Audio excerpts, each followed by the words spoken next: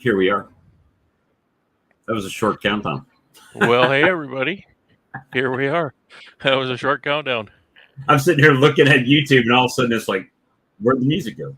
Well, I'm still rookie at this software, so forgive me if I was a rookie, too, because I just had my YouTube make a misstep or something. Gave us a little bit of a loop there. Sorry about that.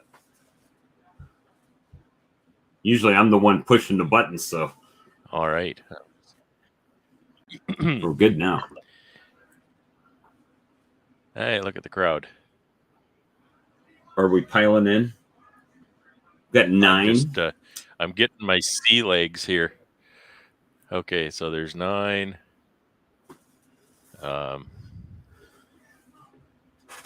14. Oh, it's growing. Yeah, it's growing. So we'll just let a few more get in here before we get too much of the conversation going. Sure, nice to see a lot of people coming in here. Cahrlie's probably cooking popcorn right now, getting ready to jump in on us.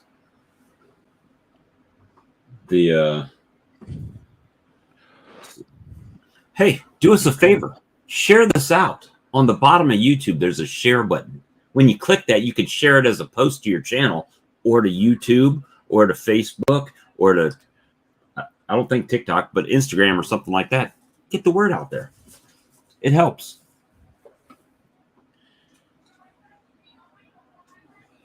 So have you been doing anything in your bee yard? It's just snow, right? There's nothing. My bee yard.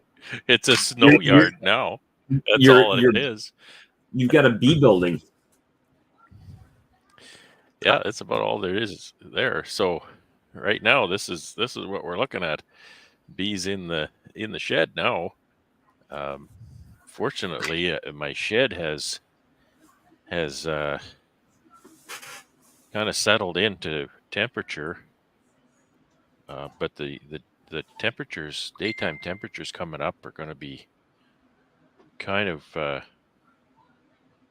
warm. So I'm a little worried about being able to keep it cool in there.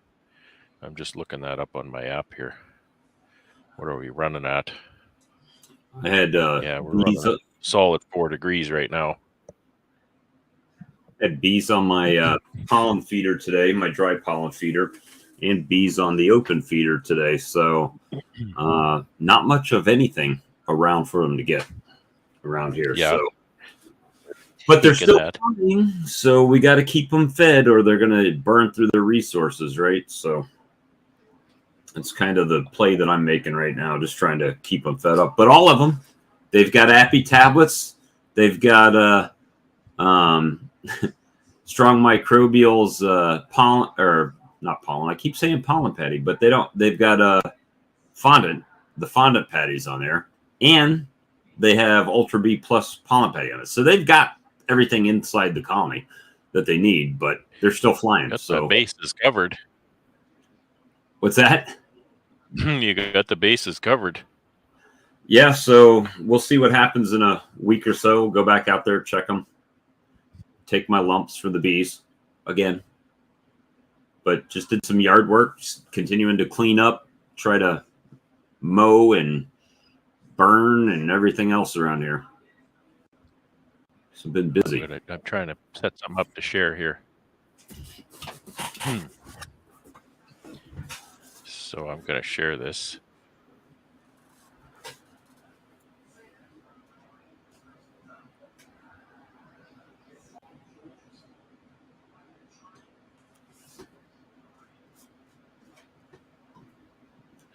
So that's the output from my weather station sensor that's in the bee barn. That's, you know what? When you start talking about, and for the life of me, I can't remember his name now. The gentleman that talks about when the bees are flying, they're dying. Lloyd Harris, right? That curve. Yeah, Lloyd Harris. That curve that you're showing right there resembles the exact curve of the bees. It does. However, this curve if you look at the numbers in the top, it says 26C and 3C.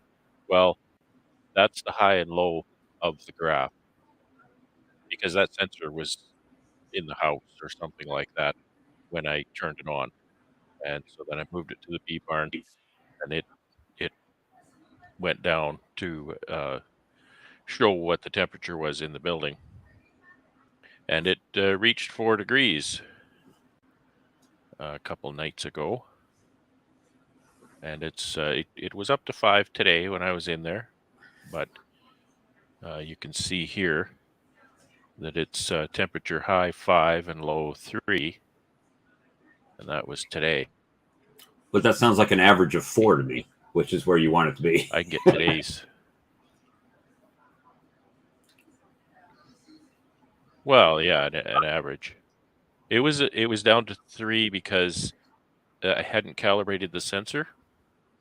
See right here at this point at 10:30 in the morning, that's when I calibrated it. That's why it went from 3 to 5, because the controller was showing 5 and the sensor was showing 3. So I thought, well, I'm going to change that so that the sensor and the controller, no matter who's correct, right? I want them both to show the same thing. Just so consistent. That when I look at this graph or this number, then it'll tell me what that controller is sensing. So anyway, there's proof in the pudding that it actually works. I should just put an EKG on mine, so when it goes flat, I know just to go out and move it to the next colony.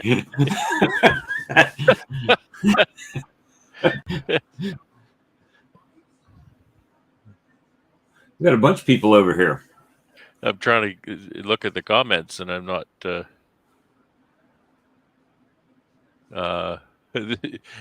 That's a fun thing about the live streams is the conversation on screen is not necessarily the conversation that goes on in the chat, which I think is really cool. Small hive beetles. Have your own. I see Mike's got a question about small hive beetles. They do get into the pollen patties. Hopefully I've got them enough in check where that's not an issue for most of my colonies. I do have a couple that seem to have, I don't know if they have a lot of hive beetles or if the bees just have them all controlled to where they're in one spot, right? Because they all seem to be on top of one frame, like the bees just kind of have them rodeoed into this one channel. But we'll find out. Hopefully they can push them all down into the oil, because I swapped all that out yesterday and cleaned them all up. And, just putting in some work in the bee yard. You got 44 people right now. Yeah, this week has just been kind of, moving from the bee season into the non-bee season, and I'm actually making progress in getting the wood shop ready. So I might actually work in the wood shop tomorrow. I mean, actually get some wood shop work done tomorrow. I have been working in there, but I've had to make trips to Winnipeg. I was at Winnipeg yesterday. Boy, we had a lot of snow overnight. Holy smokes. So this is the part about working for yourself that isn't, I put the air quotes up for that, because do you ever really work for yourself? I mean, because when you're doing honey, you're really kind of working for the customer. And when you're working in the workshop, if you're not producing something for your own apiary, then you're working for someone else as well, customer. Right? So yeah, working for yourself. You're right. Air quotes is accurate, appropriate, because if you're doing it right, you're working for your customer. Is what you're doing, and that's what I'm doing, because I have an order that I need to finish, hopefully by the end of the month, and so that's getting the customer's order out there. Job number one, and then I was supposed to be done last spring, but beekeeping season kind of arrived before it got done, so it didn't get done. And then once you get that done, then you go into your building frames, building boxes, waxing foundation, all of the stuff. So it just won't be doing much of that. Turn Because This'll take my November, and then I might get something else done in December, but I got another big order to start after New Year's, and so that'll take January, February, probably March to finish that, and then the bees come out sometime in April. I usually can get some work done in April because the bees don't take too much of my time if it's a normal season, because I just go out, maybe I'll have some mite treatments to put in, put some pails on, do some quick assessments, and then leave them alone, right? Make sure they got pollen patties, pails, stuff like that, and then just leave them alone. So I do have time in April usually to do that. But you think winter is long, but it usually isn't that long.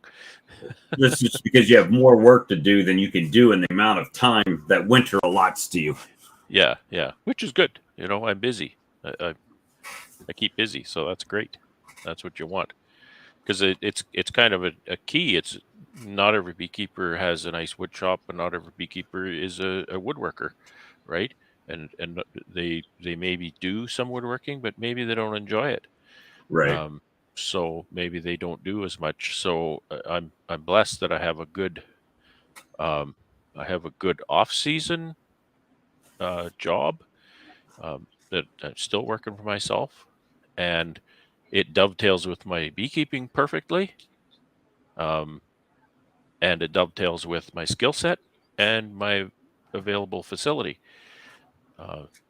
very well. So, I always say that my life is a Venn diagram of 3 circles. The 3 circles are things I'm good at, things I enjoy, and things that make money, but they don't intersect. They're just independent circles. Just a small sliver in the center where they make money. No, it's kind of the top 2 are things I'm good at and things that I enjoy, and those intersect a little bit, right? But things that make money are down here. They're outside of the spectrum.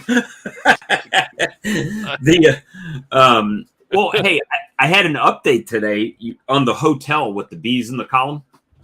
Oh, yes. So he called me yesterday and I don't know why, but he informed me that his hotel staff went out there and they basically expanding foamed the hole in the top.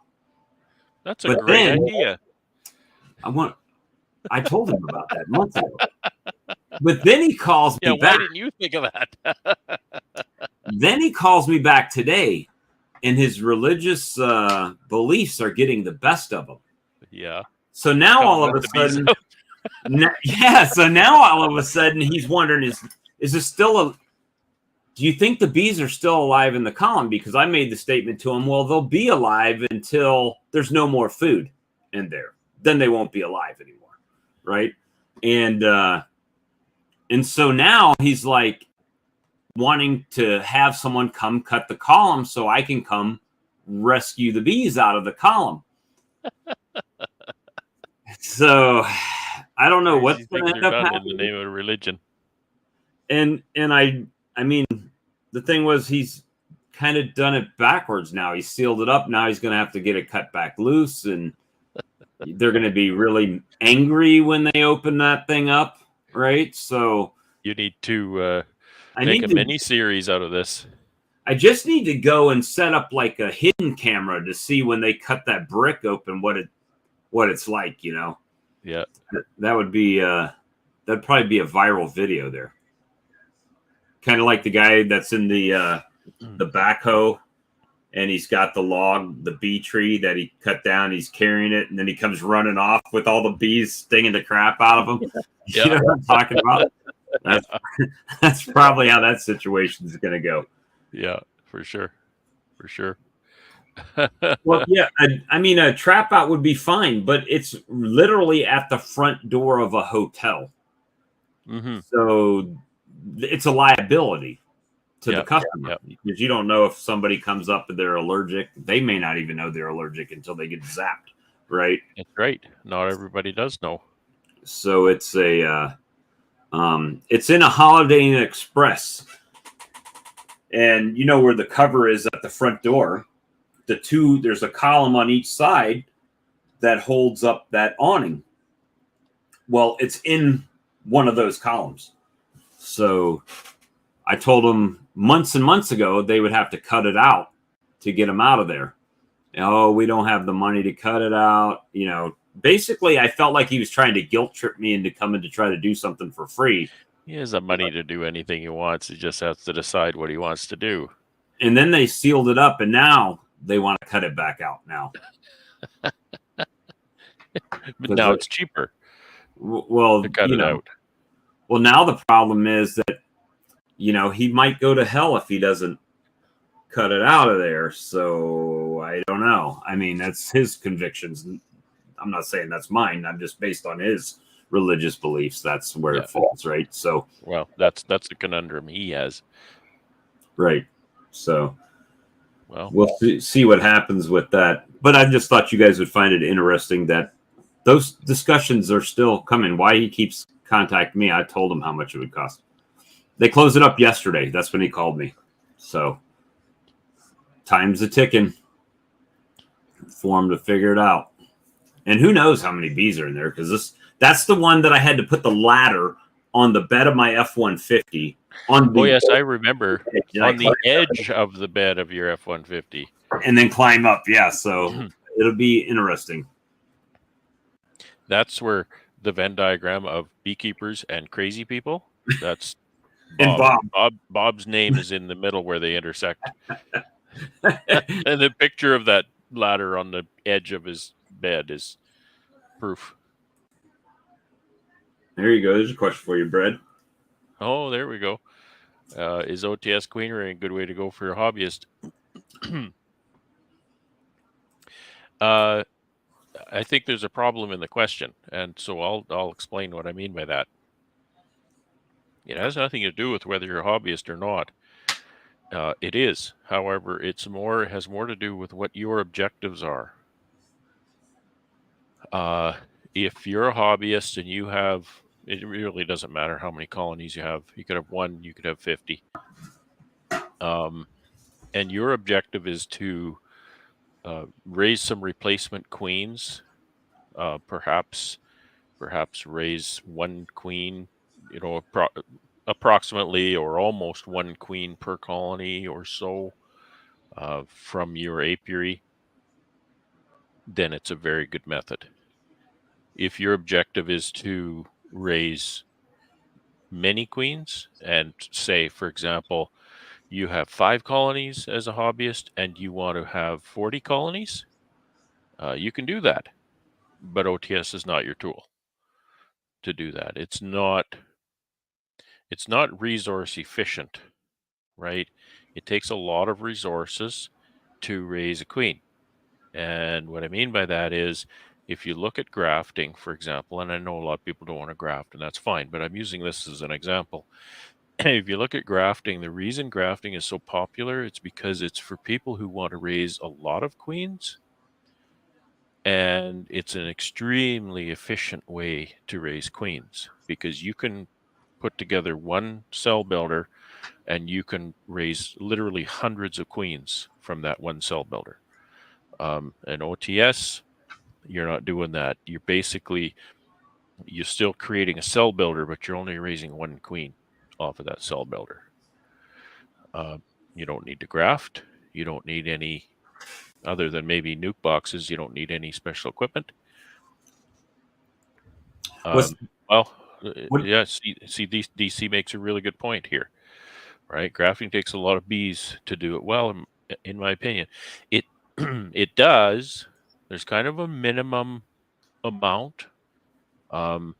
There's a video that Randy Oliver, it wasn't a video, he doesn't really make videos, but he does presentations on other people's channels. And he shows how you can easily do a round of grafting if you simply have 1 strong double colony, and how to do it with that. So it doesn't take as many as what a person might think, but you're right. It does take a lot of resources for that cell builder. right? And this is why I say that if you're a hobbyist and you want to raise a backup queen for that colony, then OTS is a very good tool to use for that. Or if you want to just requeen, if you want a new queen for your colony, get a younger queen, it's a good tool for that. So the least efficient way is probably walk-away split. As far as resource management. Yeah, I guess so. Walkaway is similar to OTS. However, in OTS, you're not taking away as many resources from the colony that's going to raise the new queen. Like walkaway, you're presumably taking half of the resources away. Probably not quite that. And you don't have to do it that way. If you're going to do a walkaway, you could split your resources any way you see fit. Leave all of the sealed brood with the queenless portion, take all of the open brood to the queen right portion, that kind of stuff. So, OTS is basically what you're doing. You're taking out the old queen. What I usually do is I'll just take out the queen with the frame she's on. I'll make a 1-frame split, maybe in a 4-frame box, set her aside, and then OTS that now queenless colony, and they should requeen because it's a nice strong colony. They're only raising 1 queen on it, and they'll raise more than 1, but I mean they're only going to yield 1, so they have lots of resources to make a nice healthy queen. I'm missing some comments here. Yeah, they're scrolling by pretty good. So I mean, what I've learned from the School of Hard Knocks beekeeping is it's timing, right? When you're doing your splits and everything. For me, was timing and the amount of resources out of a colony to make good splits as compared to now certain times of year you can do a weaker split, but at the beginning of the year in spring, a little bit healthier split seemed to work better for me. And if you don't put enough bees in there, then you've got the whole potential of chill brood and everything else. So wouldn't OTS also cause potentials? Or absolutely not. It doesn't cause swarming at all. It's the swarm impulse is actually one of the impulses that you want to use if you follow the OTS model, and it actually I don't know what the word is, stunts that colony enough that it's going to prevent swarming. It's a swarm prevention method. Hey, first time watching. Thanks, John. Thanks for checking in. So there's a couple here that I've starred. I know you make story frames to use as drone combs. Do you put them in every hive or just the ones you want drones from? I'm going to say yes. I'll put them in every hive. And that's because I like the way they keep the hive clean of drone comb. They don't make drone comb everywhere because they have all the drone comb they want. But if I want to create a drone mother, then yes, I'll even go further. I may put in a green Pierco frame of 100% drone comb, or just put 2 story frames in, or maybe even 3 if I want to run a drone mother off of that certain colony. So typically I'll put 1, and I've chosen position 3. You don't have to use position 3. I just like to use the same position in every colony so that the story frame, as it's called, is telling the story from the same perspective every time.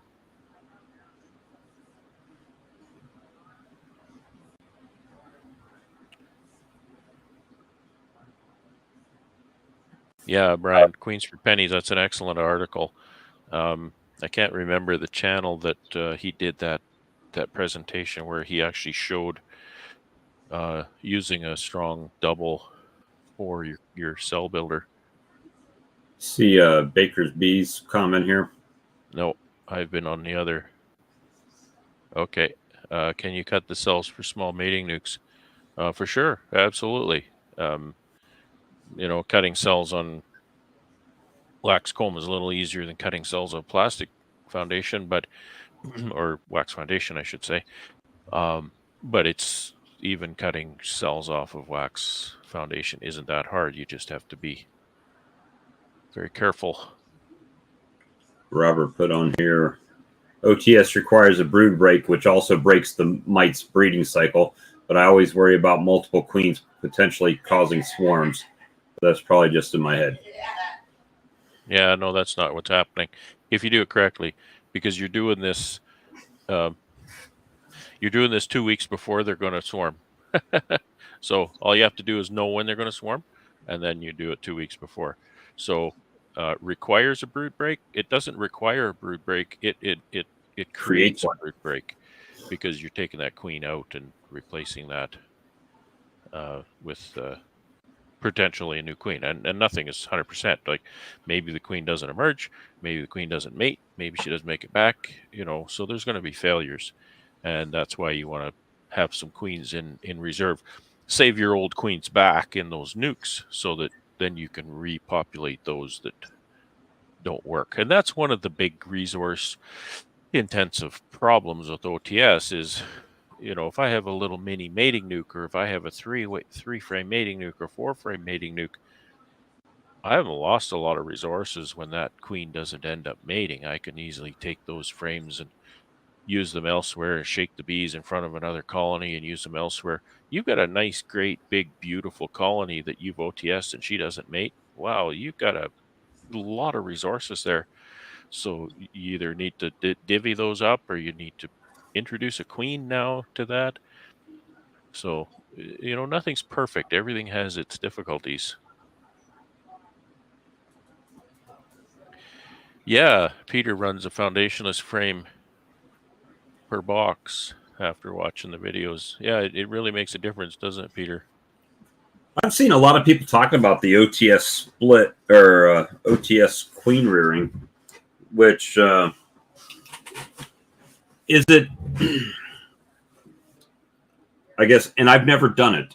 I will say that. At least if I did, I was unaware that I did it. So I guess the question would be for me is after having graft, would you not want to leave, if you could, the mother queen in that mother colony and take the resources to make a starter finisher? I mean, maybe I'm just thinking, it doesn't matter. You could graft one queen cell if you wanted to on a grafting bar. Sure you can. But, or you could do 40. It's just... I do 100, so maybe I'll get 1 or 2 takes. Right.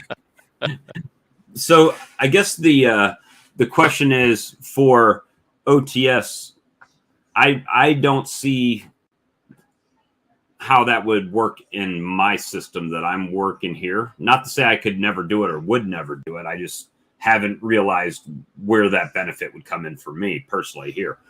I'm sure there is. It works well for requeening. If you're just requeening colonies, it's a good system. It's easy. It doesn't take much time. It's pretty reliable. It produces spectacular queens because they have so much resource. If you follow the system and do it at the right time, it really is a good method of requeening. And again, you get that brood break, right? And that's always good for keeping your mites under control.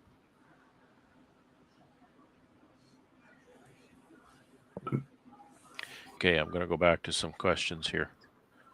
When grafting and they're virgin, can you put them in plastic cage in a 5-frame nuke to keep them alive until ready to use? I'm not the person to ask that. I have no experience with banking virgins. I understand that you can bank virgins for a short period of time, but I really, really hate banking queens in any case, in any description, in any length of time. I totally avoid that, and that's just my feeling, because I just feel that If a queen is in a cage, she's going downhill. And so that's my answer. It's a poor answer, I know, but that's just my answer. You don't even cage your virgins when you put them in a colony. No, well, I cage them long enough to walk them Yeah, from from the the house house to to the hive. 100 yards. So they're caged for 10, 15 minutes, right? So my understanding is if she doesn't get mated after a time, her ovaries can completely shut down. Oh, yeah, if a virgin doesn't mate, in what do we usually give them? I usually give them about 10 days to after I put them in the nuke. So 10 to 12 days, say, after emergence. If she doesn't mate, she's done. She's not viable then. Got a lot of good questions. Thanks, guys. Regardless of how the queen is created, how do we complete the nuke? How do we compete with nuke sellers who bring bees from other countries when we can't get our queens mated yet? Yeah, well, that's a good question. AI? No, I don't think so, because AI, I'm under the impression that AI is not something you want to use to raise. Go ahead, Bob. Go ahead and star some questions, because I'm looking at the starred questions. I'm not watching the live chat. So star some Gotcha. questions if you see them come up. Yeah, AI, in my understanding, is a process that you would use in order to create breeder queens. And my understanding that breeder queens are not really the queens you want for production queens. They have some difficulties about them, and that's about all I'll say. So that's not a good comparison. That's a good question. How do we compete with nuke sellers who bring bees from other countries? Yeah, you have to raise early queens, and or have a system where I know a queen breeder in Manitoba who winters his mini mating nukes. And so then he has queens in the spring that were mated in, August probably. So he has those queens, or just order them in from USA or other places. You're collecting drones in separate colonies for your mating nuke yard. You're collecting drones brood in separate colonies for a mating nuke yard. No, I've not yet begun doing an intensive selection process. I just simply graft off a colony that looks nice. That's getting it done. I've been trying to work on my queen rearing process, my workflow, because I'm one person. There's a lot of stuff that I have to manage and make sure I get right so that I can handle it all. And it gets pretty intensive sometimes once you get a whole bunch of mating nukes going and everything. So I'm trying to pick and choose the work that I get into. My experience is that my yard has plenty of drones. I don't have a lot of colonies that I would blacklist as far as drones, saying I don't want drones from those. And if you watch Bob Binney's channel, he did an interview with Keith Delaplane, and he talked about a thing called polyandry. And Keith, I believe what I was taking from Keith is a huge fan in his realm of academia, and he seems like a really smart guy, and I really like the way he presents things. And basically, he says that your best selection is variety, and lots of it. So tons and tons of drones and tons and tons of variety is your best selection in kind of what he was saying, if I understand him correctly. All right, let's see. How long can you leave a colony locked up in a box with a screened opening? Well, it depends on how warm or cold it is. With unlimited food. think about building an observation hive for a fair, but they will be held for a week or two. That's not a problem. They'll make a mess of it is all. I know my observation hive, I've left them in there for a number of days. I don't know what my record is, probably 4 or 5 days. And they start to get really messy in there, and the glass gets not nice. So that's the biggest problem. My observation hive, I can actually feed them syrup while they're in there. Temperature is your enemy. But yeah, with the food, they'll be okay. But you're gonna have bee drop. You know, you leave them in there long enough, there's gonna be dead bees in the bottom. And if there's a dead bee in an observation hive, the public sees nothing else. It's like you could have the most amazing bee thing happening in the observation hive, and the only thing they can see is a dead bee. You see the dead bee? There's a dead bee. Did you see the dead bee? There's a dead bee right there. Did you see the dead bee? Yeah, but see the waggle? Yeah, but there's a dead bee.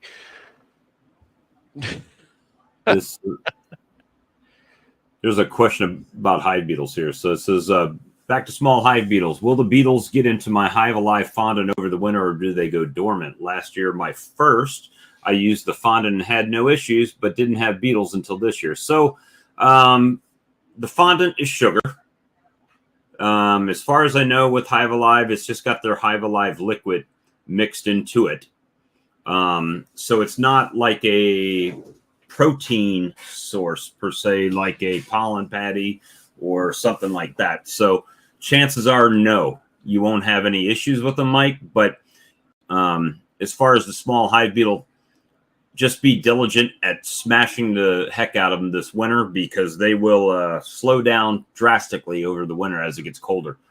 And I'm not sure where you're located. So here I can pretty much go in my hives all year long. In some places you can't. So the less you have in the colony, you should be able to, control those pretty well. And Brad has left. He left the show to me. Oh no, it's hijacked. And he's muted. Let me see.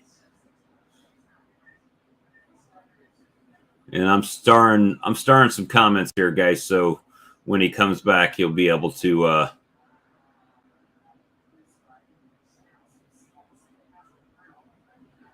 James is in the chat, or he was in the chat. Maybe you can answer that, Robin Hood. Let me see.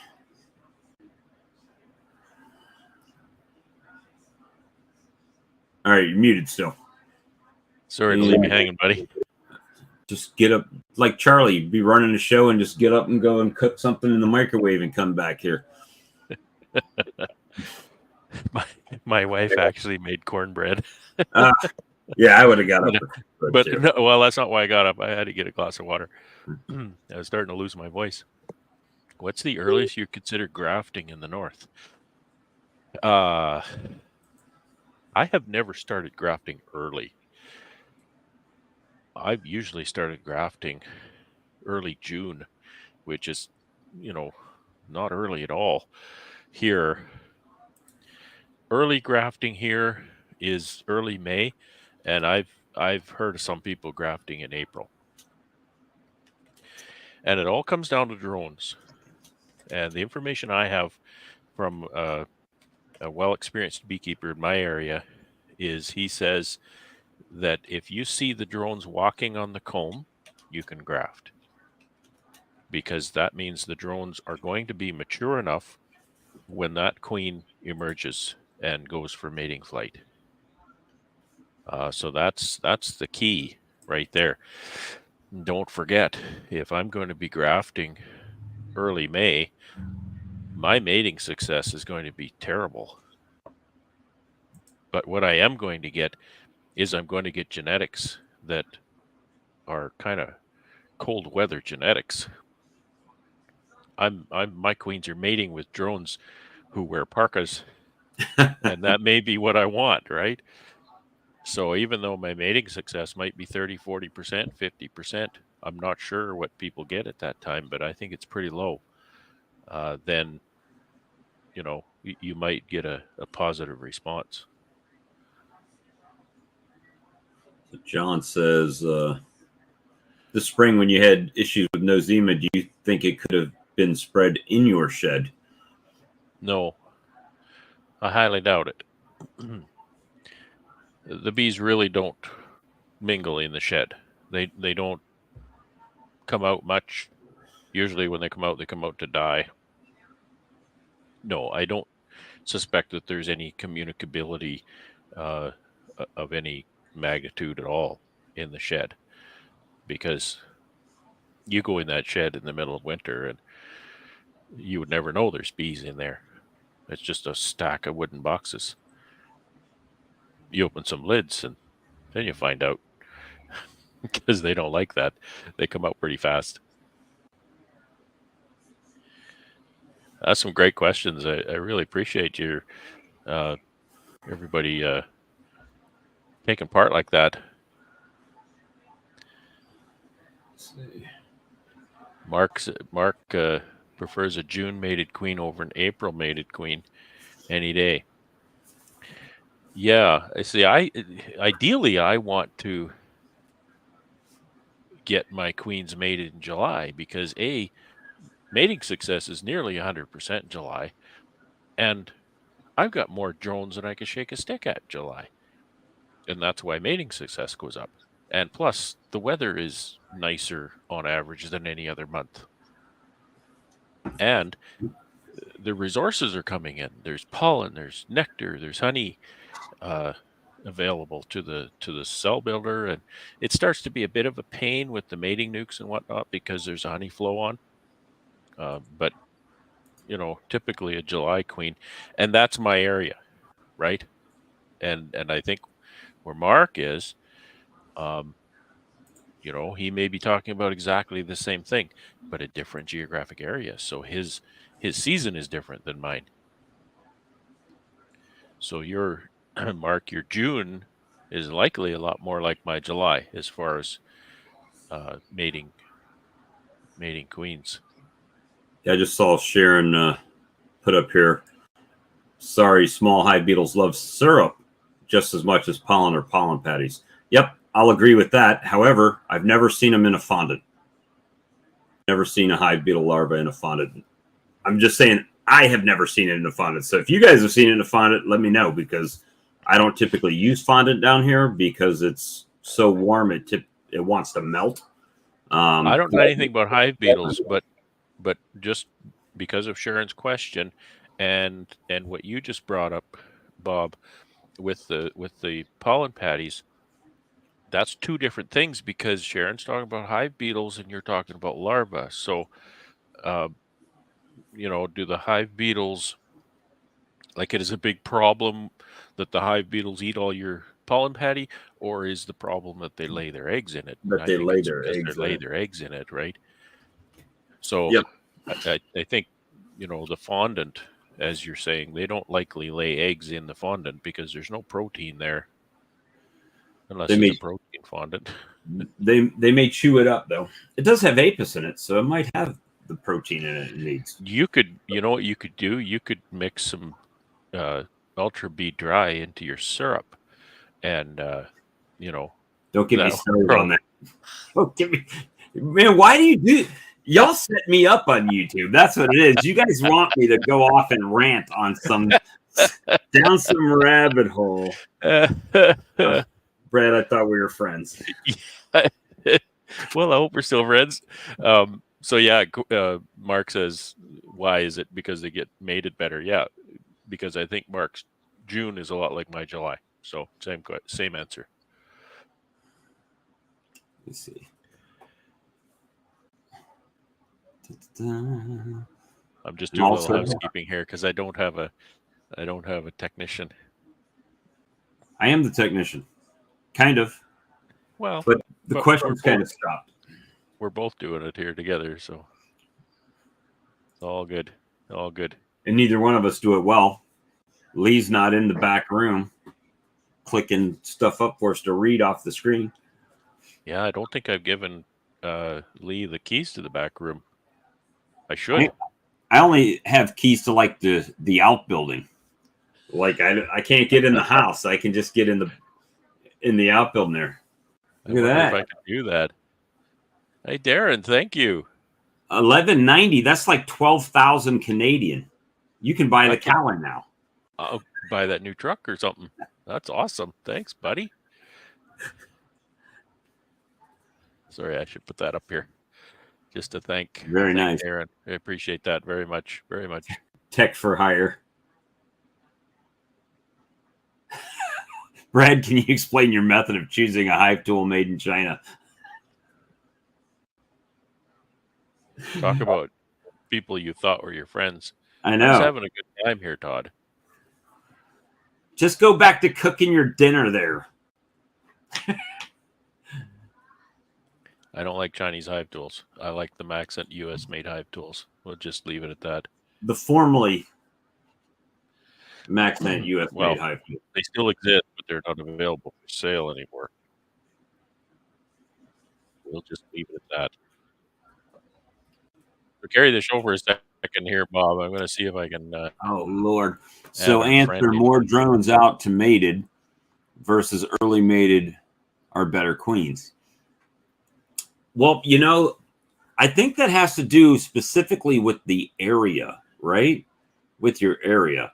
Here, people start making splits like Valentine's Day or first week in March.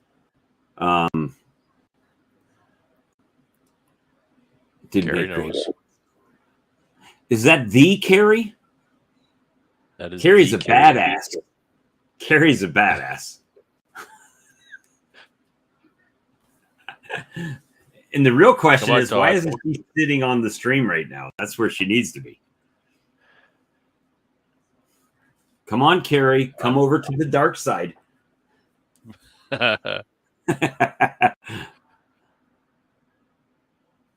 She's like, thank you. Why do you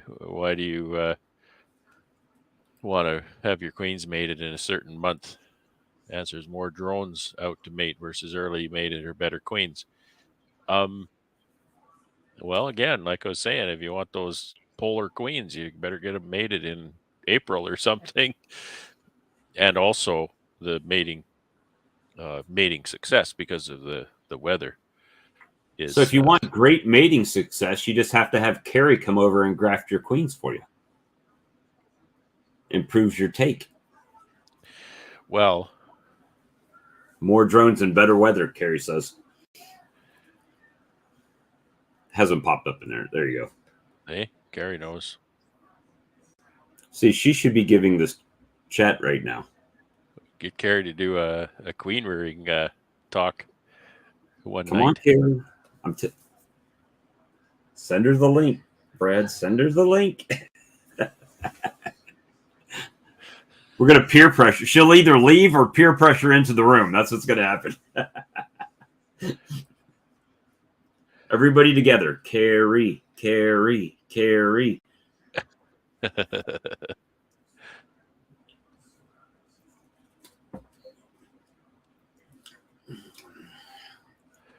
All right, here you go. Doug says. Link said. Whoops, sorry.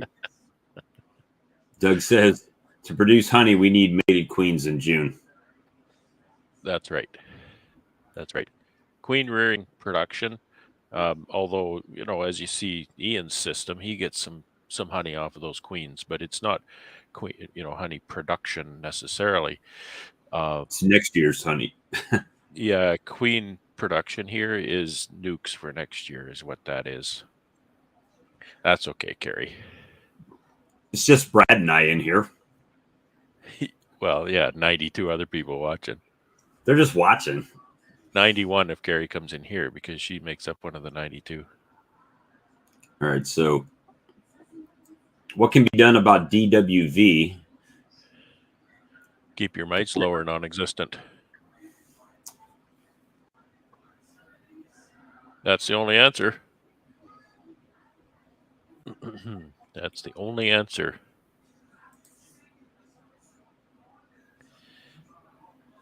See? It's every 90 people are in concurrence, Carrie. That's okay. It's not pressure carry too much. Yes. You know, us Americans, we're going to push the envelope anyway.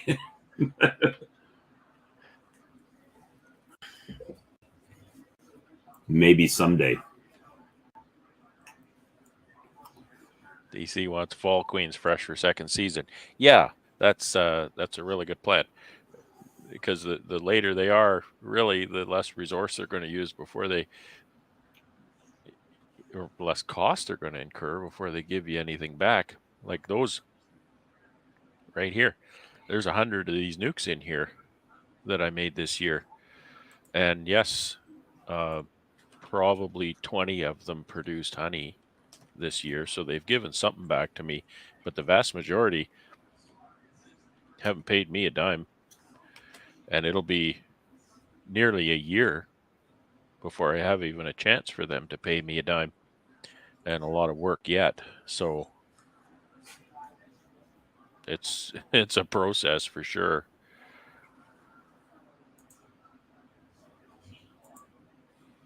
I don't have the links. Yeah, I usually go the first hour, and then we've had a pretty lively conversation. I'll put that link up here now. No, he sent a Oh, he said he was sending me some links, link, but I don't see the links. So Mark Miller, he's saying he'd love to have a queen talk with Cahrlie. That would, yes, I think you both would really, really enjoy that, because you're both very knowledgeable and experienced in raising queens. You have a little different geographic area, so you'd have lots of notes to compare. So we should make that happen behind the scenes sometime.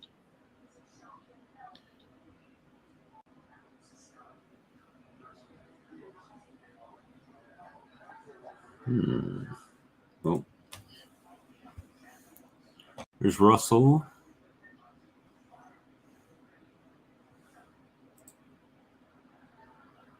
Now I'm going to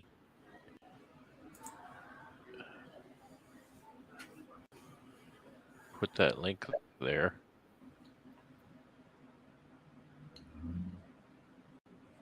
There you go. Now you can pin it over on the YouTubes, or not. Sure. Yeah, I didn't have my YouTubes open.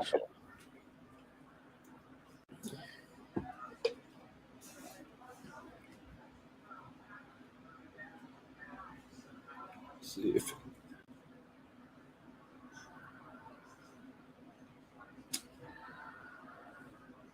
it's still coming up. Maybe. Well, maybe because I didn't have it open. I'll do it again. I'll get it. I don't know. I got the link on my phone, but I didn't get the link on Facebook for some reason. There we go. All right. I think I got it.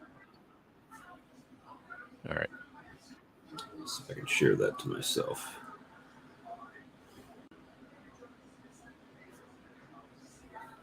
Oh, Bill, you talk about where you grew up and maybe jobs you had before beekeeping. We've only got another hour left. Let me see. Oh, now I got 9. Okay. Well, I was born at a very early age. At the age of 0. Yeah. And that reminds me of something funny that happened to me yesterday. The crazy things that go through my head when somebody asks me a question. Hey, Charlie. Hey. So when somebody asks me a question, my brain answers the question like exactly what they asked me, and quite often when my brain answers that question, it goes, no, that can't possibly be what they want to know, right? So then I have to, okay, so what did they really want to know? Well, yesterday I was having some eye tests done on my eyes, and so this guy was asking me all kinds of questions, and I said, well, I wear contact lens, and he says, oh, he says, have you always worn contact lenses? And I almost said, well, I wasn't born with them. But then I didn't say it because my brain said that's probably not what he wants to know. And I wasn't trying to be a smart aleck. It was dead serious that no, I haven't always worn contact lenses. But then it was the answer to his question. But then I realized he probably knows I wasn't born with them, so he probably wants to know how long have you been wearing contact lenses. So then that's the question I answered. So anyway, just reminded me of that funny thing. So, yeah, I was raised on a grain farm in Manitoba. My dad farmed about 1,200 acres. My brother's older than I am, and he worked more on the farm than I did. He was older. And when I was in high school, I raised pigs for 2 years just for pocket money. And that was really good training, because it was you got to go and feed the pigs every day, and you got to go and feed the pigs before school and feed the pigs after school and clean the pen on the weekend. And it was stinky and not nice. And it's just what you do, right? Plus the fact that you work for a whole year before you have any chance of getting a paycheck. So that was really good training for me too. I always remembered that. It's kind of like beekeeping. Work 5 years to get a paycheck. Yeah.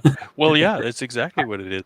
It's you buy that nuke, you make it raise, make honey for you, and then you extract that honey and you bottle that honey up, and then you sell that honey. It can take you almost a year to get the money out of that nuke that you bought in the spring, whenever you bought it, right? So it's definitely delayed gratification. It's a good thing. Beekeeping is fun and interesting because you have to wait a long time for that. And I noticed when I was trying to grow my apiary, that was a real difficulty because I would want to grow from 30 hives to 100 hives. And so, okay, I need a whole bunch more pallets, and I need a bunch more boxes and lids and frames and on and on and on and on and on. And so I'm spending, $5,000, $6,000, $7,000, $8,000 on equipment. And then I'm realizing that I've got to keep these bees alive for the winter, and I have to make them produce honey next year, and then I have to pack and sell the honey. So it's going to be a good 18 months to 24 months after I spent all of the money on the expansion to start to get any of that back. So I digress. Oh, I can't go into all my different jobs I've had. I've been a professional driver. I've been a cook. I've been a teacher. I've been a limousine driver, tour bus driver. Gosh, what else? Content have been updated. To continue. What's that? That was my phone. But my most recent career was IT. I was in IT for 20 years before I took up beekeeping. So that's a summary.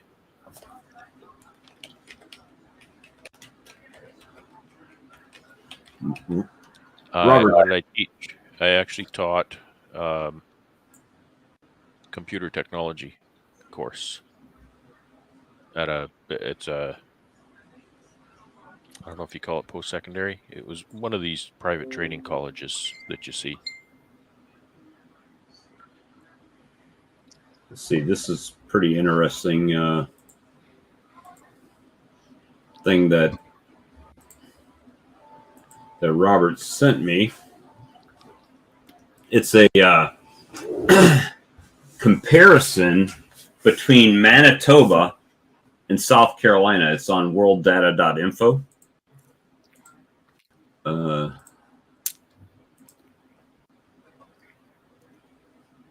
See if I can zoom it in a little bit. Granger, yeah. Oh, yeah. I can never go to the Granger US site because I cry when I go back to the Granger Canada site. But this is the maximum like the temperature comparison between where you're at and where I'm at. So in February, when you're at a negative 12, it looks like here, we're at about 15 C. And then March, when you're just about 0, we're at 20 C. So that's what I was saying. When we start doing splits and stuff right in here for the spring, Right. where you guys So are way look at our down, max. Look at our max in July. 20, 22 or something. and we're up here at 30. And now we're back And over that's here. an average, that's a Yeah. normal max because it'll get sporadically hot here too, up to 100 F. Usually it doesn't go a lot over that. So that's rain days per month there.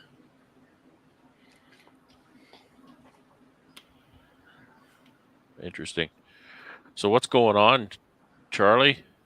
Is it popcorn tonight or is it McDonald's? No, it was Texas Roadhouse.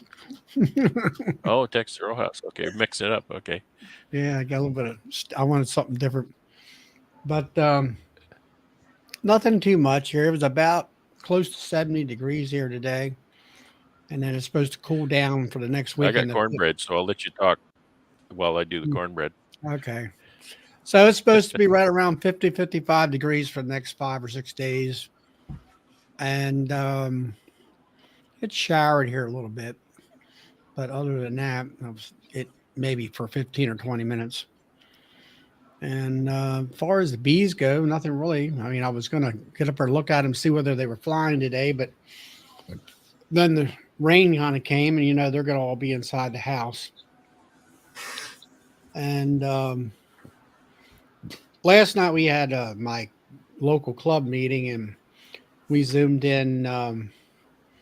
His name is Bill Hesback, and he was talking about condensing hives, meaning not putting them in follower. I always thought he meant pushing the bees down into smaller cavity, but he's talking about no ventilation in the top and basically like my licensed purple hive or the second hive in on the left, that I don't have any upper ventilation holes in that hive. The only ventilation hole that's open is one of them.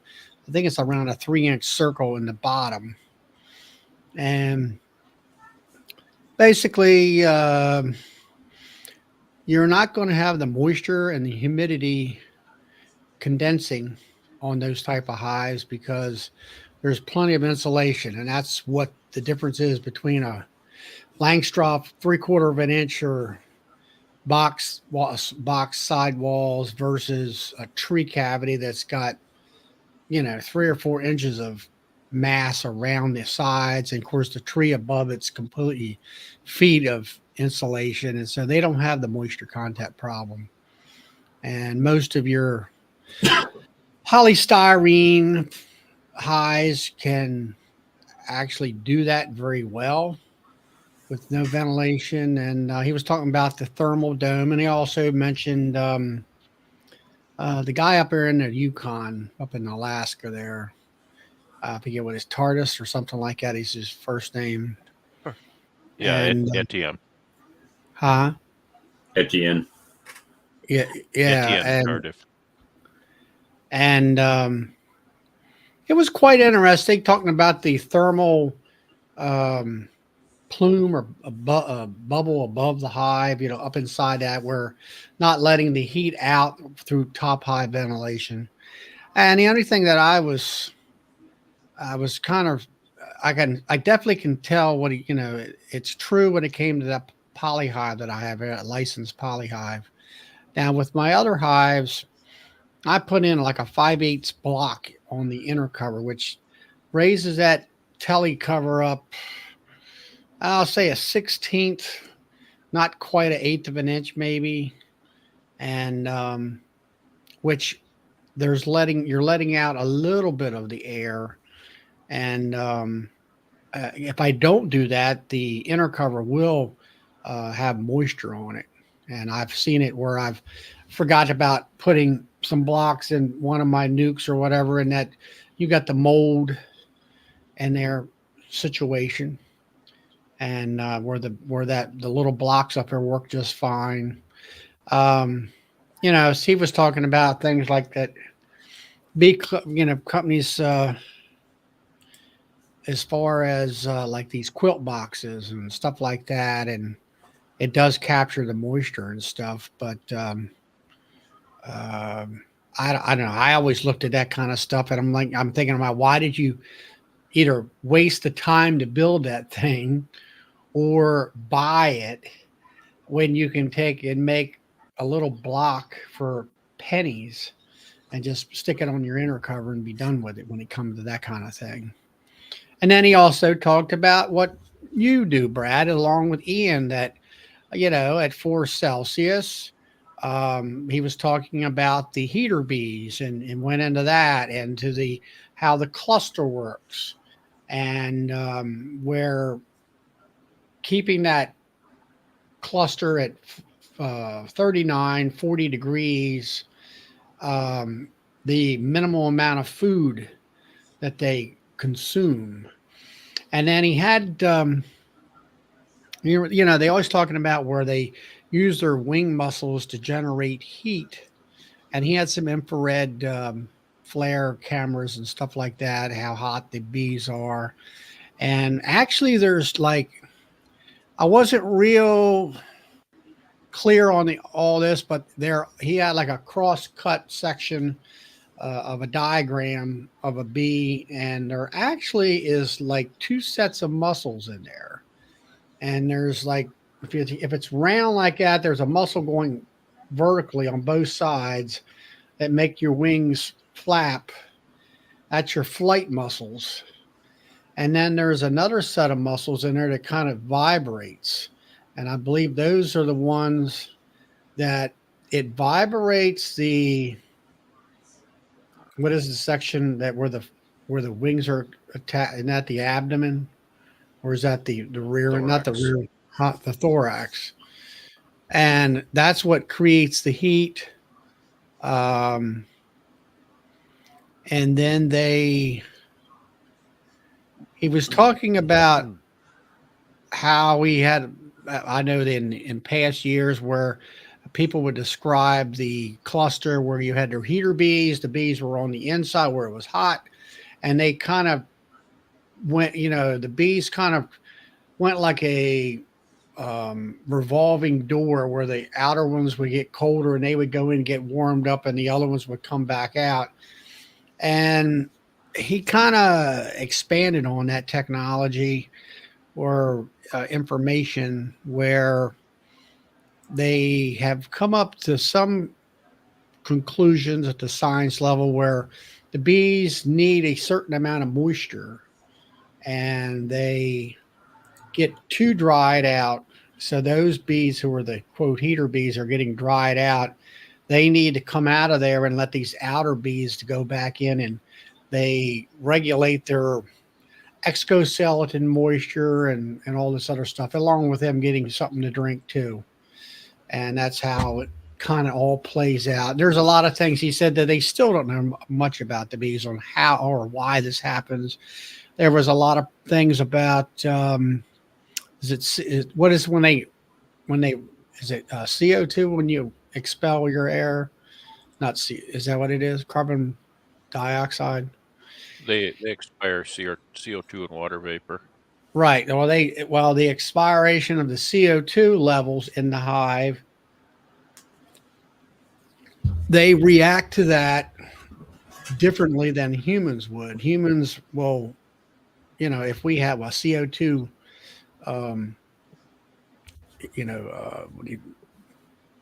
fire alarm or whatever you want to call it, if it gets too much gas in our house, we can actually be overcome and have to go to the hospital. Mm-hmm. Whereas the bees actually use that, and it puts them.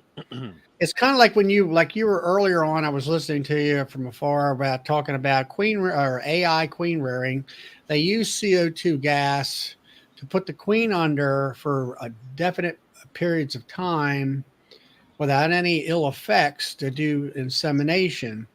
And the beehive actually uses that. It puts them into I'll say a suspended animation type of effect. They don't have the problems with high CO2 content in their hive. He showed a couple pictures where it was on an island that the hives were covered up. They had to actually uncover the hives. They were buried in volcanic ash and completely covered up to the roofs, and for 50 some hours, and the bees were fine. And they, didn't, have the CO2 levels were fine, the, oxygen levels and stuff like that. And so that's not an issue. And of course, we know, and as like you've said in the past, they showed, he actually referenced Manitoba, actually, I think it was, where the, beehives outside, completely covered up with snow. Just completely encapsulated. You could see that they were there by the mound. And, he made mention that, it basic, like you said, it's a windbreak isolation. And then also, like I've seen on where Ian has kind of brushed the snow away, where they melt the heat from the hive gives it a cavity away from the entrance. Now, he actually said that the bees would come out of the hive. Let's say it's buried in snow and there was a cavity kind of in front of the entrance of the hive. They will come out and defecate out in the snow right there and then go back into the hive. So what they found. So I don't know whether that, Hey, Doug. have you ever found that evidence or not in the real life? I'm not sure. I don't really see stuff like that because my bees aren't outdoors. Yeah, but I very think long. you did. Yeah, Usually get an April snowstorm, but yeah, I don't see that kind of stuff.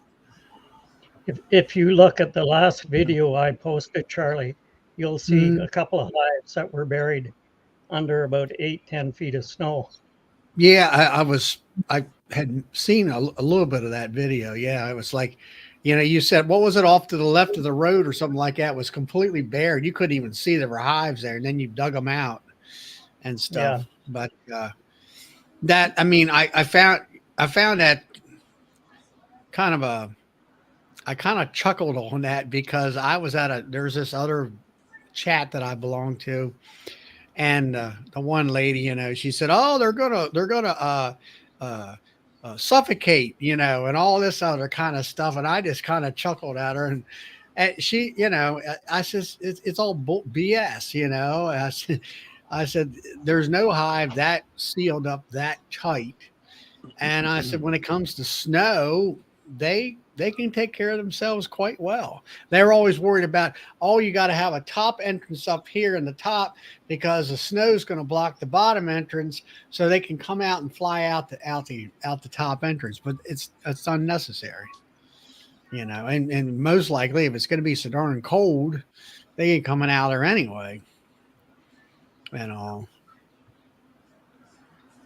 But there's enough heat from the hive. It'll make a cave right around the hive. Mm-hmm. That's right.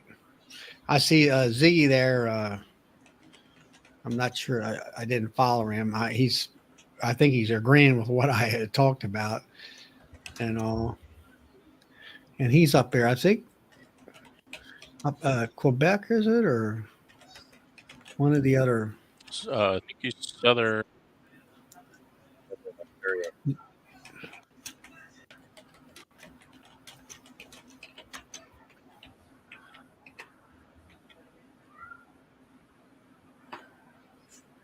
You've seen this.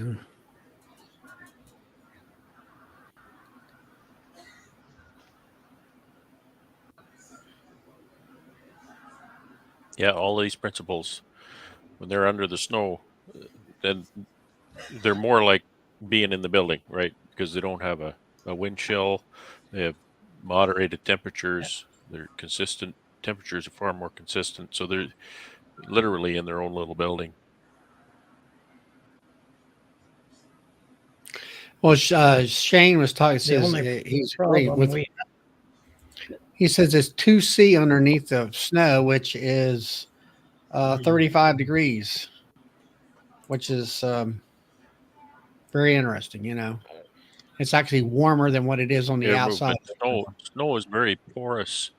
So air, like, you don't suffocate really under the snow. It's very porous. The Ottawa. problem we had with that yard, the one last, no, it's a year before last, we never had the snow in that yard like it was. There were singles and they were buried under 10 to 12 feet of snow. And we had to get them open to get feed in them. That was the problem. It was taking so long for the snow to melt. We were worried about the hives starving under that yard. Yeah, now Darren was talking about Palmer up there in Vermont. Now, I have listened and watched and talked to Michael Palmer at a conference. Now, his concern was it was a cleansing flight situation. He wanted to be able for the bees to get out. It was going to be a certain temperature, and like you say, they were buried, and he wanted them to be able to get out and cleanse. And I don't know what time of year that was. But he's mentioned that even in some of his videos. He actually had to take a pole to find the hives in the snow. But I don't know whether that would. I don't think that in your cleanse for 5 months. Yeah, that's what I'm just thinking. Your bees are captured inside the barn for a lot longer, probably. Yeah. And don't have to worry about the cleansing flight. If there's snow on the ground, your temperatures aren't going to have many flight days for bees anyway.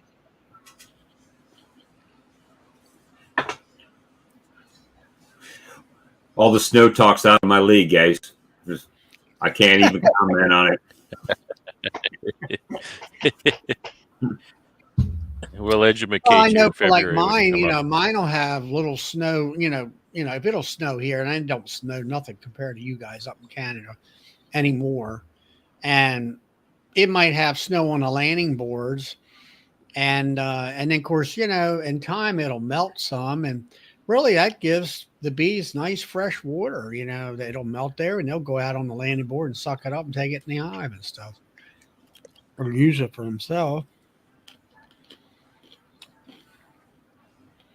We have about 6 inches of snow here right now. Oh, yeah? I don't know what you've got, Brad. You got about the same. Yeah, about that. We got a lot of snow last night.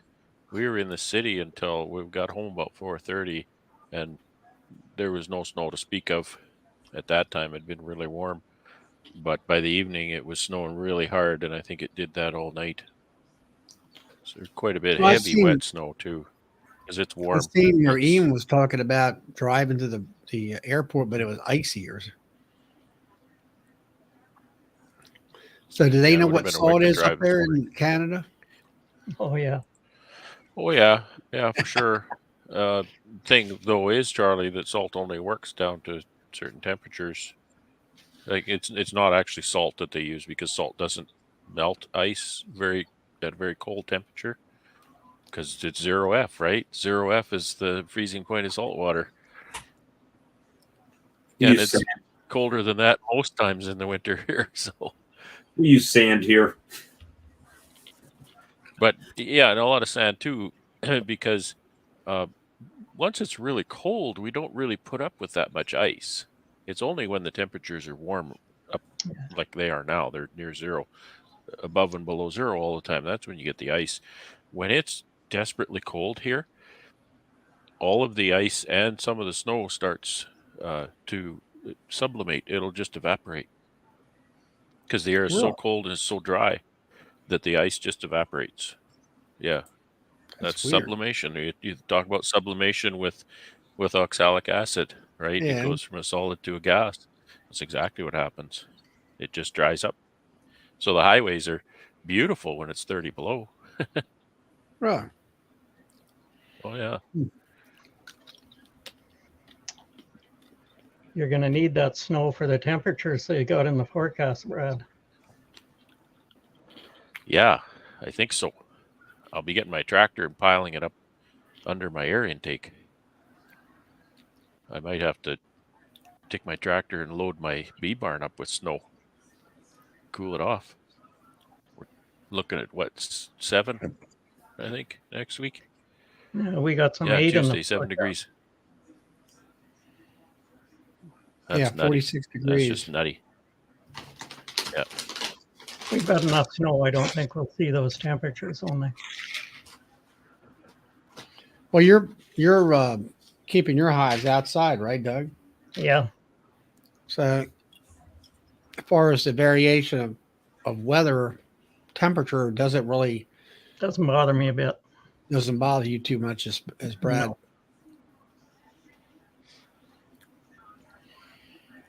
But Yeah, except you don't really want them flying, even at that, do you, Doug? No. You don't want, because they just, that clock keeps ticking when they're flying. that's one thing I noticed with you guys up there is that your knowledge of the bee, I guess you would say biology, and you got it really pinpointed down. I mean, like when you look in your hives and so many weeks out that this is going to be happening, and then also with your understanding the flight versus the bees getting older and stuff like that, where we don't seem to have that. I've got geriatric bees all winter long. Well, the seasons are so predictable, as predictable as you could want, and extreme. So we have that advantage. Mm-hmm. Is it also because of your very narrow window as far as honey production? And I mean, it sounds like it's almost like you're just getting out of winter and you have this burst of honey, and then all of a sudden you're back in the winter again. Yeah. The honey flow is short and intense, and the days are very, very long. There's not much night here in the middle of this, around solstice. There's not much darkness at all. Matter in of the fact, winter, there's not much light. in Manitoba, it's 16.8 hours a day. 16 In hours June. a day. What's that? in June. Daylight hours? Daylight 16.8. I'm still looking at that screen I had up. It says 16.8 hours on average in June. And what's down in the Carolinas? And in the winter, it's only 7.8 hours in December. Yeah. Or 7.9, sorry. And here, and see that's sun up to sundown, right? And in the summer, our light, it's light way longer than that, because the sun is so shallow to come up in the east, right? It comes up so shallow, whereas in the winter it goes down like a rock. It's like boom, it's Yeah, done. we'll get an hour of evening and morning before so the like sun's up. in December here, we get 10 hours, and in June we get 14.4 hours. So less forage time So when it counts, right? A lot closer. Those two numbers are a lot closer together. Yeah, that's right. What Doug said. Like if I wanted to get up that early to go to work, I can easily go to work an hour or more before sunrise, because it's light enough to, it's not a problem. What, the sun is up before sunrise? Well, the sky gets very bright even before the sun is up, because it's so shallow. I can see the glow of the sun in the north all night, actually. Really? Yeah. Oh, yeah. And I'm not even very far north. So you can kind of see like the twilight of the sun in the wintertime, I guess. How summer. like in the summertime? In the summer, where the sun goes down in the kind of the northwest, and then Right. and then there's just a glow all night in the north, and then it'll come up in the the northeast. The sun will So come it up. doesn't get, you don't get a, if there's no lights on around you out in the country, you're not pitch black. Well, here it is. It is black, but you can Mhm. see that Or dark, I mean. little. You can see where the horizon is because you can see the difference between the horizon and the sky because the So sky has a little, there's a little bit of a just a a light tiny glow. glow, a little bit of a glow right at the edge of the horizon. That's It- right. Yeah. It says, is this true? It says in December that the sun is only visible in Manitoba for 2.6 hours a day.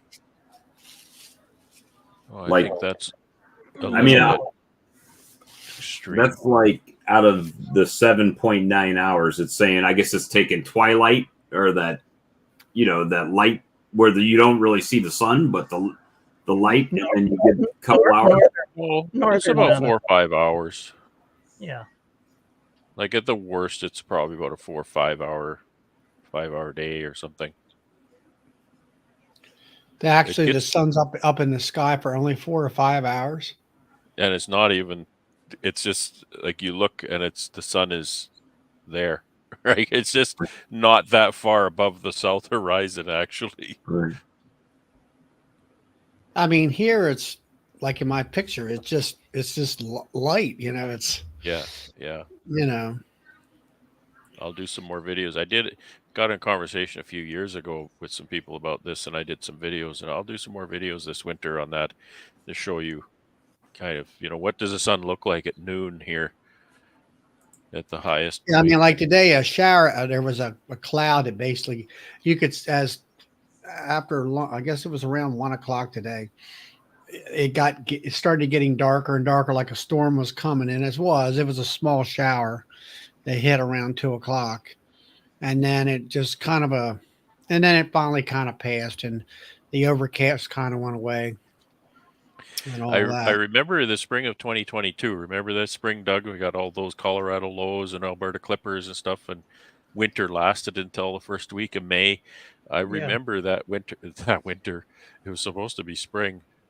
I remember laying in bed in the morning, thinking, "Why in the world is it light outside at 6 o'clock in the morning in the winter?"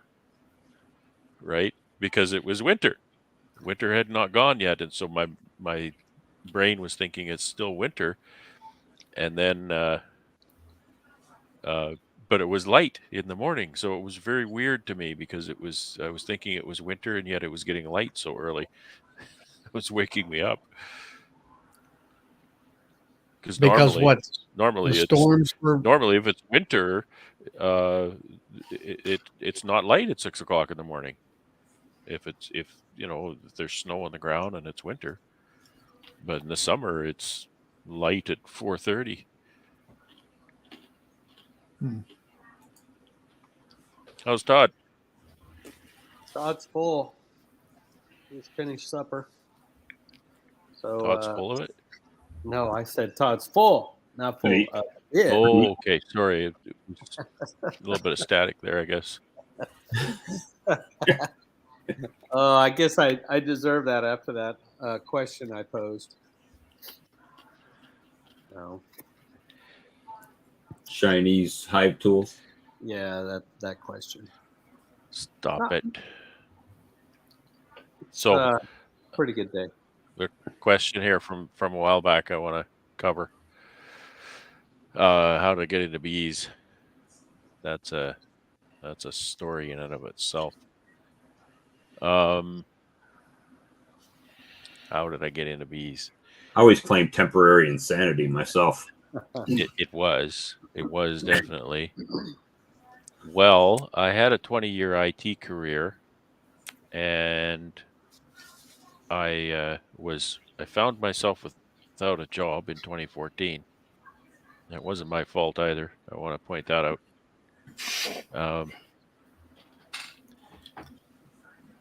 Sorry, I'm trying to do technical work here too. And I kind of took a while to kind of figure out what I wanted to do. I was kind of getting enough of the IT industry, to be honest. In the fall of 2014, my wife decided she was going to be a hobby beekeeper, and she got herself set up with a couple hives. She ordered a couple packages for the spring, and she studied all winter on this beekeeping thing. And by spring, she said, "I don't think I want to do this. It's way more involved than I want to get into." So she learned a lot about it. And so I still hadn't really settled on much at that point. And I said, "Well, can you make any money at this?" And so I did some math and figured stuff out, see how much money you can make. And my calculations were completely wrong. And they said that I could make money. So that's my little joke about getting into something. So in the spring, I expanded those packages to, I forget how many it was now, 10 or 11 packages that I bought in the spring. And that's how it started. And by the time, I realized kind of how the finances go in the thing. And, I'm doing okay. Let's be honest. I was hooked, and I had to keep bees anyway, right? Regardless, because I enjoy it. So that's kind of how I did. So my wife was my first beekeeping mentor, and she mentored me well over the summer, the first year. She told me, "You have to do this. No, you can't do that because of this." She would tell me all about that because I didn't know anything. I knew nothing about bees when I started. Zero. I didn't know that they only made honey in July. I didn't know anything about brood chambers and honey supers, stuff like that. Knew nothing. Absolutely zero. And so that's my story.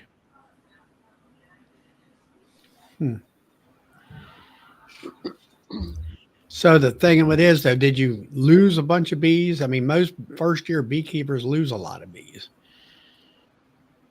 Kill their bees. Let's I'll see. say. I think I bought 7 packages and 4. I think it was more than that. But I ended up with 7 packages and 4 nukes that I ran for the summer. So that was 11. And no, I wintered outdoors, and I had 0 loss that winter.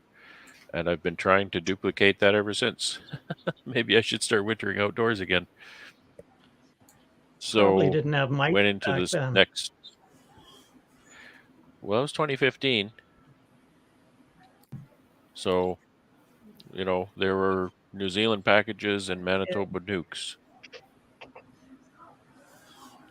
But I was trying to I think they probably were very mite-free because, honestly, I didn't treat for mites that year.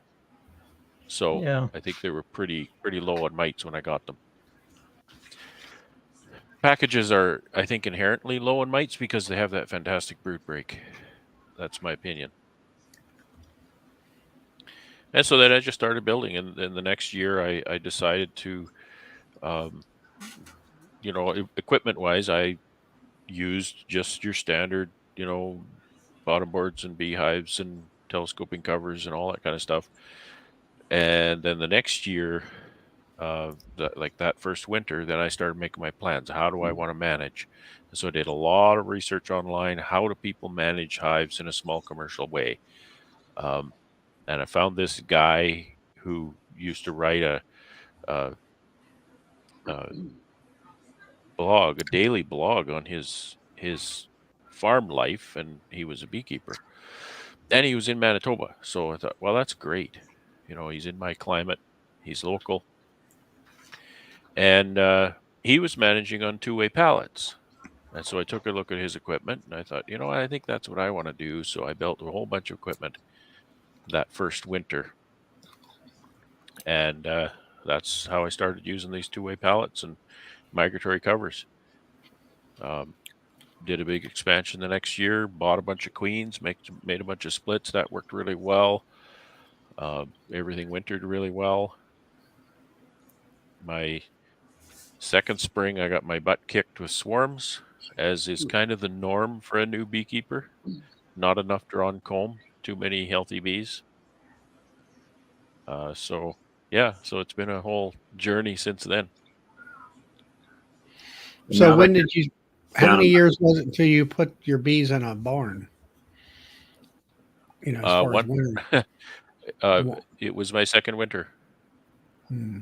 because I had expanded quite a bit. My second summer, the prospect of wrapping up all those hives, I was thinking about that, and thinking I don't know if I want to do that. And I had this building. I thought, why don't I just put them in this building? So that's what I did. And I made that decision. Doug, you'll get this timing around Thanksgiving. I made that. I thought I think I want to convert this building to a bee storage. So in the next 2 to 3 weeks, I prepped the building and made it into a bee barn. I was trying to think of when we started treating for mites. Like, it isn't that many years ago, really.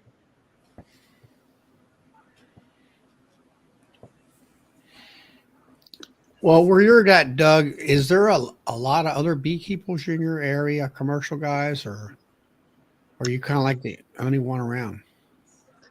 Closest commercial guy is about 45, 50 miles from us.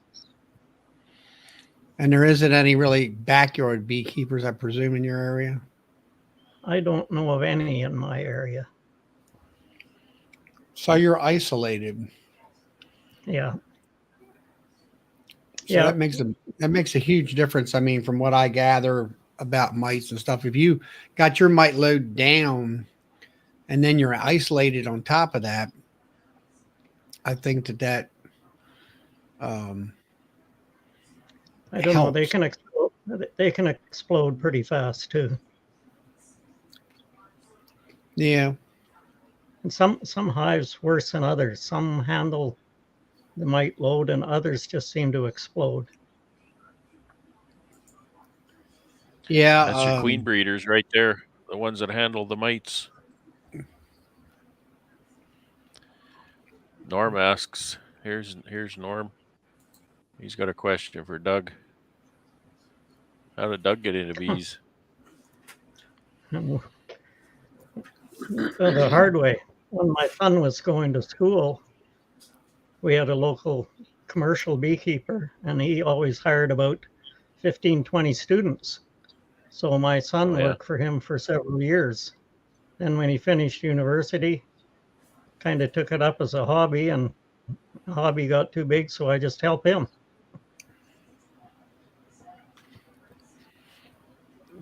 And then that would have been a few years ago. You got, what is it, 300 hives, or is it, you say you were 300 or 600? We try to stay around 350, give or take. Mm-hmm. That's about what two of us can handle. And then your son also has a day job on top of that. Yeah, he works full time. And I'm retired. That's tough to do. Yeah. I think it's quite interesting that here you have 350 hives, and you've got yourself a, professional 60 frame cow and extraction line. And, the amount of course, you're producing 66,000 pounds of honey a year or thereabouts. And of course, and then you have the big tanks, and you're, making so many barrels of honey and all. And I find that amazing as far as, of course, you're in that honey area, like you were telling me. I think there was 12,000 acres of canola around you, that one area. Yeah. And, you're bringing all this amount of honey in, and all, where 300 hives down here wouldn't be much at all. Of course, I think even in the United States, those guys that are making it, they have to be in areas where there is a major honey flow of some sort in order to do it right. And all. Well, we found that when you start getting any number of bees, you have to have a good honey house. You have to be able to extract in a hurry when there's just two of us. So if you're going to expand. You're better off to expand with your equipment and your building and everything before you do your bees. Otherwise, it's a lot of hard work. Especially the canola honey whips you. Yeah. Yeah, because you guys have to get that out of the comb before really Yeah. it caps or whatever, because it crystallizes in the comb that you guys were talking about. See, I'm at that awkward size where, you know, Yeah. I am a solo act, but I don't have a day job. This is my only job, but I don't run enough colonies to make enough money to have, you know, the kind of honey house that I should have, running only, you know, 150 colonies or so. So that 300 colonies, that's kind of getting more into that realm where then you can put that investment into honey house. But The then thing that saves Brad is he doesn't have the canola honey. If he had that, you would have to be extracting a lot quicker and a lot more than you Yeah. are. There's no way I could get away with a 33 frame radial if I was on canola. He wants to know how many yards.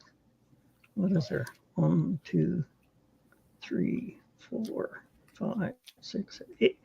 I think there's 8 yards. 9 counting the honey house. Yeah, I guess.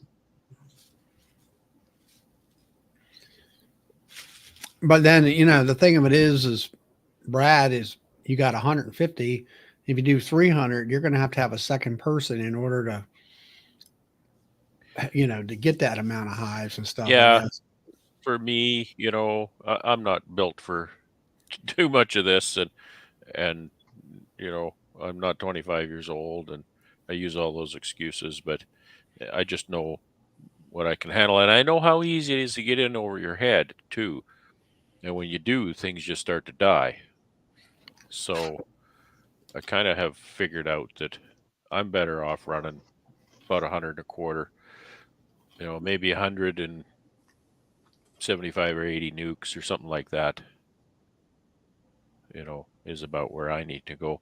And one of my big challenges too is because I'm not on that canola. That's a blessing in so many ways, but it's a challenge in it too, because I only make 100 pounds of honey, right?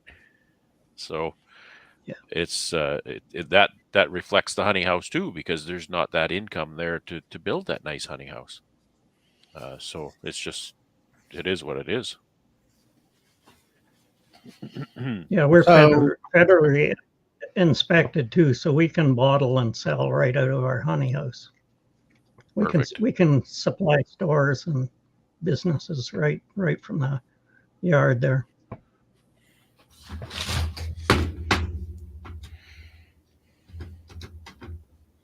I see Bob disappeared, and I think Todd's sleeping. You sleeping, Todd? No, I'm awake. I'm Oh, awake. good. Good, Yeah, good. yeah. I was just thinking about how many yards I have. How many yards do you have, Todd? Right now, I'm only at 1. One. Okay. But I have 70 boxes on that yard, so it's kind of fun. 70 colonies?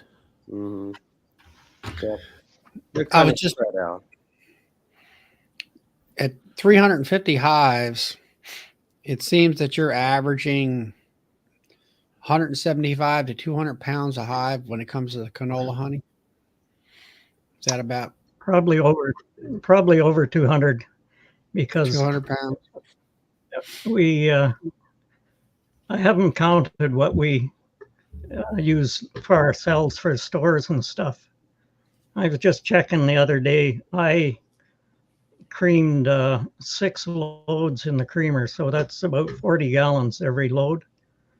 And daughter-in-law, she markets it, and we're just about out of creamed honey. So we did 6 loads in September. Give you an idea how much, you know, locally we sell. I've got barrels sitting there. I'll have to melt. And So when you melt your barrels of honey to get them from being I presume you have a blanket, one of them bee blankets for your barrels of honey. No, get it melted? we have a great big stainless steel tank that's made. We can put a barrel in, and it's water heated. and then Water jacketed. 24. Yeah, 24 hours will melt a barrel. Mm.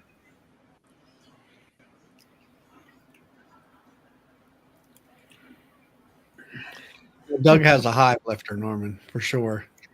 They just bought. Well, you just bought a brand new one, didn't you? Yeah, I have a strong son. Yeah, but you also bought a hive lifter like Ian has. Yeah, we have Easy a loader. crane on the truck. Mhm. But so that's 240 pounds, or let's see, 40. Was it 40 pounds or 40 gallons? No, 40 cream gallons in a creamer. times 6, 4 6 or 24. 240 gallons of creamed honey. Yeah, that's sold in September, October. Well, a little over 2 months, 2.5 months. I guess that's sold. So it's got so we used to sell a lot of liquid honey, and we're just getting right away from that. Pretty well everything is creamed now. And with canola, it seems to cream, naturally even better. That it's even better for that too, from what I'm gathering. Yeah. And it seemed like even our chats here, that like Todd and Brian and different ones, it seems like there seems to be a movement in our area to start going with creamed and also flavored creamed honeys. Mm-hmm. Now, out there where you're at, can you do all that without a commercial kitchen, Todd? Leland? Up to a certain amount. So I can't remember the exact number, and I'm not there yet. But at some point, you have to have a commercial kitchen. And then, of course, you have to have the proper permits from the county and all that stuff. So I'm under the radar right now. Right. So, Brian asked me a minute ago what my goal was. Man, I always wanted to get in on almond pollination. That's basically how I started keeping bees. Was my oldest daughter's godfather owns and operates 3,000 acres of almonds out on the west side of the valley here, and I have a place to put some bees if I could get there. So I never wanted to do honey sales, to be honest, but now I've uncovered the diamond in the rough, so to speak, and that's creamed honey. No one knows around here. Most everybody has no idea what creamed honey is. So it's moving right now, so that's good. But yeah, my bottom line goal is to get into pollination. You say he has 3,000 acres of almonds? He owns and operates 3,000 acres. He's a large grower, so he needs 6,000 colonies every year. So he rents, 200 and some dollars a colony. Correct. But the yield on an acre of almonds. I'm trying to think. 10 years ago, it was like $2,900 an acre, something like that. And then, of course, you have expenses. So it's up there pretty good. And then you got to fight the water people, because God forbid you grow food with water around here. But that's another topic. I don't want to go down that road here. Yeah,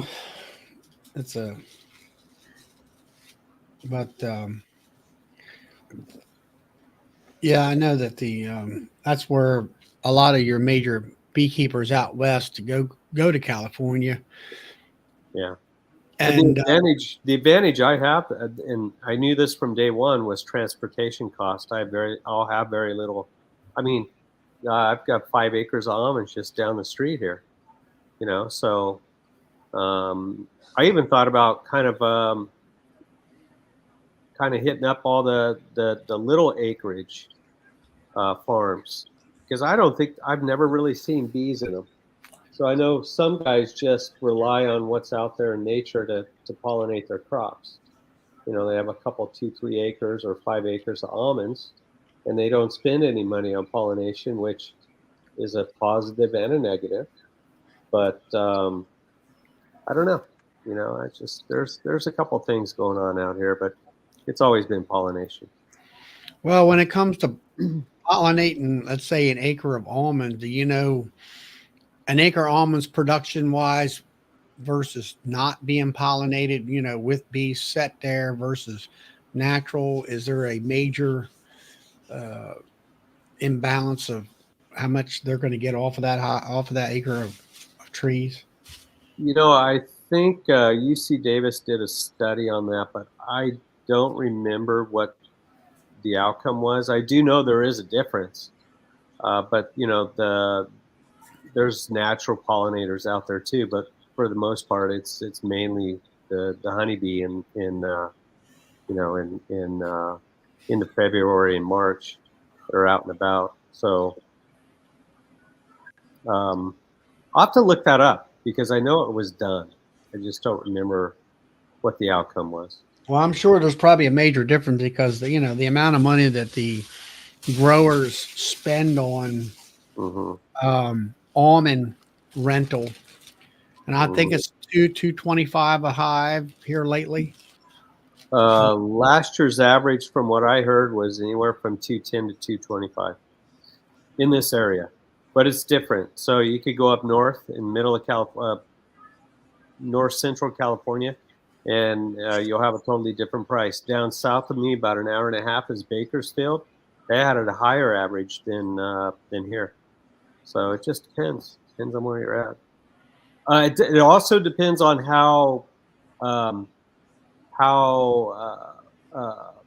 panicky the grower is, because sometimes guys get their loads stopped at the border, and usually in Arizona, and they get denied entry, and so all of a sudden that growers doesn't have bees, and he or she panics, and then it's sky's the limit on the contract price sometimes. So there's a lot of variables that go into it, but generally the average, at least last year, was around there. I guess that's the good thing about being a beekeeper in California. You don't have to get it approved to get them in California. Correct. Yeah, I don't have to worry about my pallets. That's the thing. If there's one red ant on a truckload, a semi trailer will run, I think it's 408 colonies. If one of those pallets has a red ant that the inspector sees at the border, they have to pull over, and then they have to offload every single pallet, and then they have to pressure wash them clean, and then they have to reload them. So it could take days, because if there's no availability of a forklift right there, then what are you going to do? So yeah, it's really crazy. It's too bad it has to be that way, but that's the law right now, and that's what you have to do. I don't know if it's true, but I read on some of the forums that the guy who runs the wash station is the brother of the inspector. Yeah, probably, more than likely. That you never know. And a tip for anybody coming to California, and you go through the check station. It's an agricultural check station. You roll the window down. The guy says, "Hey, how you doing today?" You exchange pleasantries, and then the first question out of his mouth is, "Do you have any fruit that you're bringing into the state?" Always say no. Always. If you say yes, you're going to pull over into an inspection zone, over and here. They'll tear your car apart looking for fruit. So just say no. because they do not want the Just fruit say fly. no. And now we were traveling years ago out west, and we knew about that, and we made sure that we ate all our fruits and stuff in our motor home. And they were thrown let's say a head of lettuce or something like that. All that stuff was confiscated and thrown in a dumpster. Yeah. But I forget, is it Colorado where that station's at, or it's not in California? It's another state it's in. It's on the other side. Well, I'm trying to think, because I've been through it a couple of times. It's on the other side of the Colorado River, which is the Arizona side of the border. So it's right there, and then you cross over the bridge into California. That's the lower part. The other entry is up by Reno or Tahoe. And then, of course, there's another big entry the top of California between Oregon and California. So we can't enter the U.S. if we have fruit with us. no, you can't. The state of California, just say no. This Right. is the Canada-U.S. border. We can't cross into Oh, the you Same States. can't. goes for No, international. Yeah, we can't take fruit across. Oh, I didn't know that. Yeah. Fruits or all foods? fruit and Citrus fruit. yeah, there's something else too. I forget what it is. Well, they used to I was just not across there. not allow you to take beef across. Might be beef. Yeah. Beef. But Yeah, we can ship honey across, no problem. Yeah, it's crazy over here. At least getting into this area, it's too bad. It has to, sometimes you could go through the ag inspection stations and they won't have anybody there. You just drive right through. Other days they'll stop every other car, every third car, whatever it is. And if you ever get stopped, you say, "Nope, no food here," and they'll just say, "All right, have a good day." I know of one beekeeper that was shipping to the States, and it was inspected at the border. The containers weren't approved, so all of his honey was seized and dumped. They didn't even give it back to him to take back home and feed. Ooh, Ouch. wow. Well, That you was gotta- coming into California? No, that was just crossing the U.S. border. Oh, okay. Probably be North Dakota. Wow. That's crazy. I don't know what he was using for containers, but it was the containers that were the issue. That's so we that can sucks. import more Chinese and Venezuelan honey. Yeah, pretty much. No, it's Vietnam. Vietnam. That's where it's coming from. They launder it in Vietnam, and then it makes its way here. What are you talking about? We, Norman. You're Canadian. I think he's drinking again.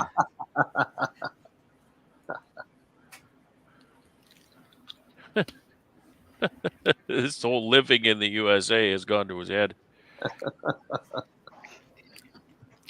A few years ago, we shipped 200 cases of creamed honey to China. But we had more trouble with Canadian inspections than anything. There was lots of hoops to jump How do through. you set up something like that, Doug? I mean, how do you get a connection over to another country like that? We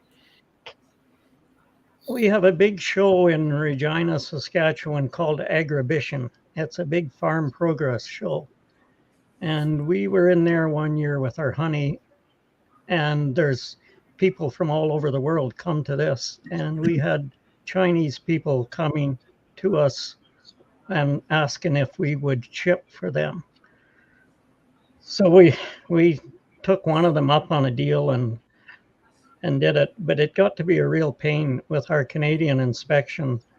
Like, they had to sample so much, everything had to be just so. Pellets had to be engineered wood or kiln dried wood. We had everything labeled. We just use our local labels, and they come back to us. And because in Canada we have 2 official languages, they said we had to change all our labels. They had to be in French and English. Why, when it's going to China, you needed both French and English. Yeah, Beyond that's that- Canada, right? That makes sense. yeah, lots of little things like that. So we've never tried to. Again, we Yeah, don't it's have too any much- trouble marketing our Yeah, honey. too much of a hassle. But they send us their crap and they want our good stuff. Oh, prairie honey is highly regarded in China. It's beautiful, beautiful Yeah. honey. Mm. Well, everybody, we're at the 2-hour mark, and I think that's about it for this evening. I thank you, everybody, for dropping in, those who are on the live stream here and on the screen, and the people in the chat. Thank you for the lively conversation and the excellent questions. I really appreciate that, and thanks for spending your time with us. And I will hereby end the stream, and we'll see you again another night. Thanks for coming in. Yeah, tomorrow night in my channel. Good night, Thanks, everyone. Charlie. Let's plug Charlie's channel tomorrow night for a live stream. 8 p.m. And Eastern Bob, Standard. if you want to get something in here, We'll probably be on Lee's next Tuesday and maybe Saturday night over on my channel. there we go. Watch, go and subscribe to Bob and Charlie for sure, because then you'll be at notifications for the live streams over there. Thanks for reminding me of that, Charlie. That's definitely something that I should be doing for my fellow YouTubers. I appreciate that. All right. Yep. Good night, everybody. See ya.